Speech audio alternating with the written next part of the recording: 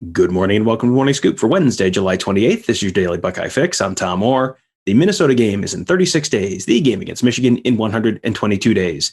Coming out of Big Ten Media Days last week, we spent a bunch of time trying to read between the lines on what certain things meant, what to expect from the Buckeyes this fall based on us probably squinting a little too hard at certain quotes and going, I wonder what that means. What do you meant by that? So I had a few long text conversations with my guest for today about some of those things. Wanted to bring him on to talk about them. He is Buckeye Scoop's X's and O's guru, Ross Fulton, always one of the more popular Morning Scoop guests. And we were talking before we hit record. It has been way too long since he's been back on to make us all a little bit smarter about football. So Ross, welcome back. Thanks, Tom. Happy to be here. So we were talking last week about Ryan Day referring to Kourt Williams as a safety as opposed to a bullet. You know, he's been talked about as a bullet since he was in high school. So this would seemingly represent a position change for him. You know, so what do you think changed there? Is that a depth move? Like why move him from bullet to safety if he seemed always like he was going to just be a straight bullet? So I'm actually not sure it is a position move. I think he's been at that deep safety spot from the get-go. I think lots of people in the broader Ohio State blogosphere and elsewhere have talked about him as a bullet. But as I recall, when the spring before he got hurt, they said he was at safety. And in that year, the bullet had kind of gone by the wayside at that point anyways. And so it may just be as simple as that's where he was. Maybe they've always thought of him there. Maybe eventually he'll move. We can discuss why there's not as much difference between the two safety and bullet spots as maybe some people think. But then, it also, they're very thin at that deep safety spot. I mean, beyond Josh Proctor, you have, guys with very little experience. And so, they could be looking at him as coming back healthy and being the deep safety starter the following season. So let's talk about that for a minute. You mentioned that there's maybe not such a difference between the bullet and the safety as some people think. So what in reality is the difference between those two positions to you? Okay, so let's back it up a second. So here's our 5 defensive back positions for Ohio State. You have the 2 outside corners. You have what is being called the cover safety, which maybe more other nomenclature would just be a slot corner. So I consider, even though that's a safety, that's a pretty distinct position where you want someone who can play quite a bit of man coverage. You then have the deep safety or the free safety, and then the bullet. Now, to me, the bullet, especially how they're using it, is essentially a cover 3 in the box strong safety. So that's the old term for it. So this defense is based on what the Seahawks have run for years under Pete Carroll. So let's use like their prototypical example. The bullet is essentially the Cam Chancellor position, where the deep safety is the Earl Thomas. So, you went through what, all 5 of those different positions. How do you see them lining up the back part of that defense right now? I mean, it feels like Sevyn Banks and Cam Brown at the corners are kind of the free spaces on that bingo card, but that you mentioned the deep safety, the cover safety / slot corner and bullet. So who do you think is going to start at those 3 spots? Yeah. And obviously that's even the corners are caveated by, we have to see how Cam Brown comes back from his injury. But, I think Josh Proctor is pretty well locked in as the deep safety.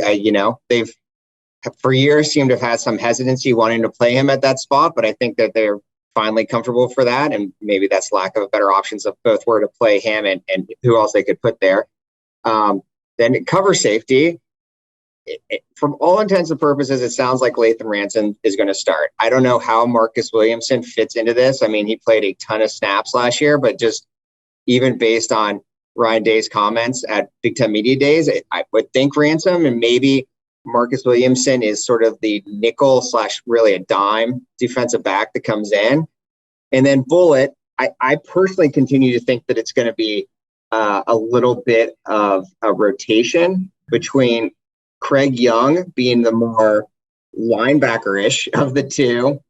So playing more on run first downs, 1st and 10, maybe 3rd and short, but still being more versatile towards, still being able to do some of those safety things. And then Ronnie Hickman being the more pass first guy that they put there, who they can, a little bit more comfortable dropping him back, doing some split safety stuff, using him as a sort of a robber, etc. So what does that bullet position actually do for them? Like how does having Craig Young as the more traditional linebacker, but still not like the traditional Kayvon Pope kind of linebacker. How does having him on the field or having a Ronnie Hickman on the field in that spot change what they're able to do coverage wise? Is that just flexibility, or is there some like a major schematic change there?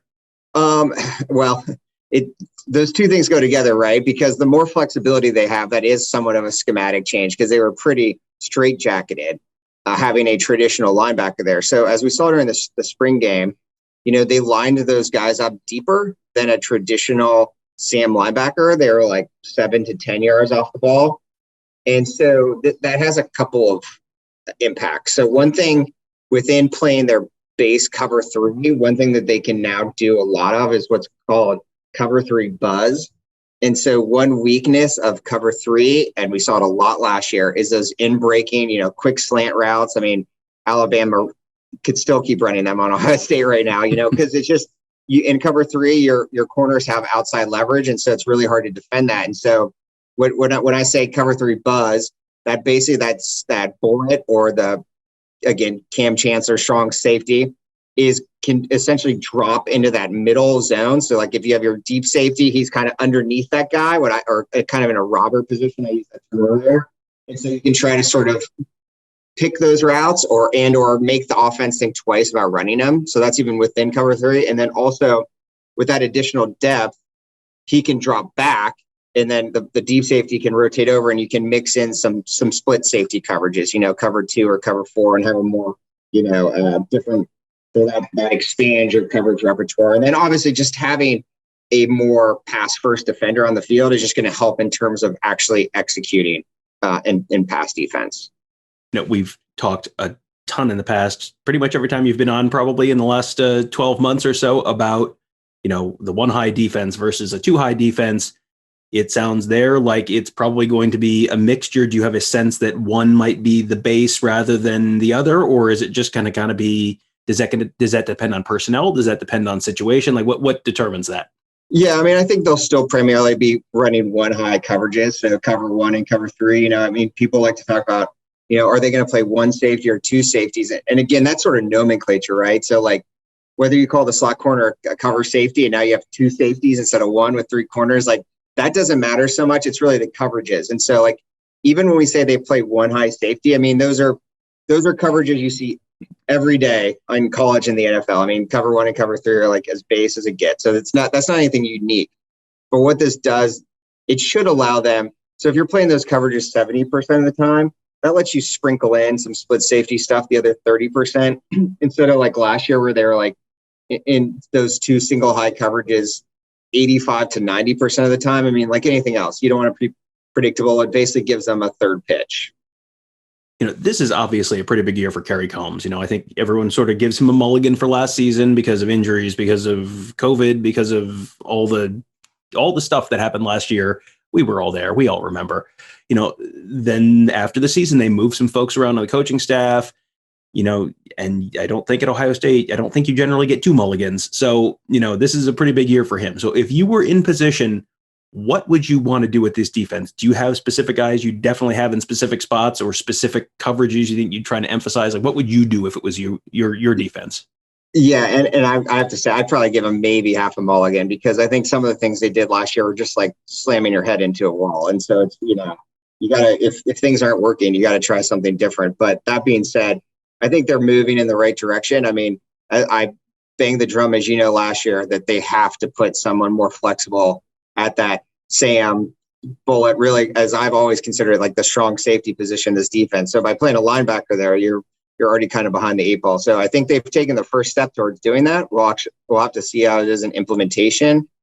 Obviously, you'd like to, regardless, feel a little bit more comfortable, I think, with the back 7 in terms of guys coming back. I mean, I think, as I said, with Cam Brown's injury, I think there's a lot of questions at that corner, and you can only do so much to cover that up. And we'll see how Josh Proctor is at deep safety. But I think, as I said, the first step is to be more versatile in coverage, and to mix and match things, and to not be so focused on stopping the run, to the detriment of everything. It doesn't do you any good to hold a team to under 3 yards of carry if they're throwing it all over on you. That's, in modern football, That's how you create explosive plays, and that's explosive plays are how you create points. So they need to not be so myopic on that front, but we'll have to see, obviously, but I think that they seem to have gotten that by what they've been doing at that position, which unlocks a lot of flexibility elsewhere.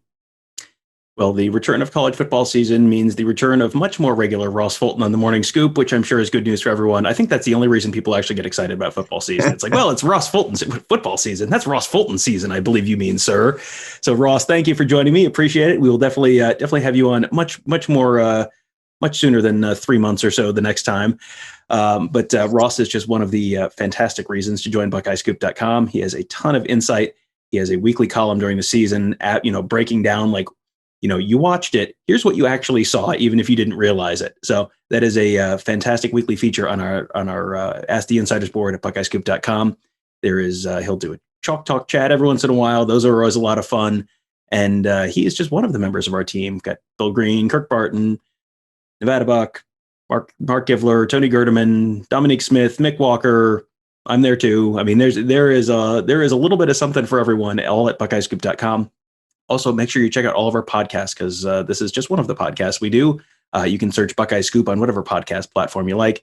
We have recruiting podcasts. We have Tony Gerdeman and I are kind of doing the beat reporter kind of podcast, Morning Scoop. Got the Sloopcast guys doing the sort of fan perspective podcast. There's a little bit of something for everyone there. Kirk Barton has fantastic guests. Turns out when you're an All-American and captain, you can get some pretty good guests on your podcast. Like, you want to hear from Urban Meyer? Urban Meyer is on the Scoop World Order podcast. So just search Buckeye Scoop to find all those shows. So you can subscribe right there, and then you never miss an episode. And finally, youtube.com/Buckeye Scoop. We put all our podcasts there. We put all of our player and coach interviews there. All the, when we have camp highlights and all that kind of stuff, that's all there at youtube.com/Buckeye Scoop. All you have to do is hit subscribe. If you're watching on YouTube right now, there's going to be a little button that pops up pretty soon, maybe right now, depending on the timing. That on the right-hand side, just click on that Buckeye Scoop logo, and then you'll be subscribed, and you'll never miss an episode of any of your great Buckeye Scoop content right here on youtube.com/Buckeye Scoop. That'll do it for today. Thank you guys for joining us. Have a great day. We'll talk to you tomorrow.